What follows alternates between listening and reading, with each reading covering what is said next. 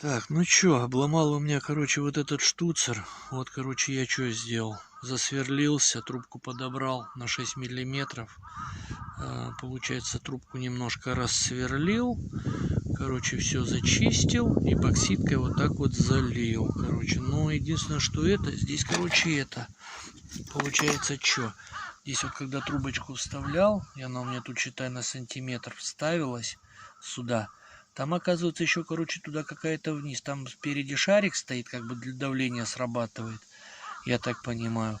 Но еще какая-то фигня вниз туда уходит. Поэтому мне пришлось, короче, в этой трубке в медной еще, короче, эту дырочку дополнительно вниз просверливать. То есть, ну вот, и, короче, все это посадил на клей, вот так вот залил.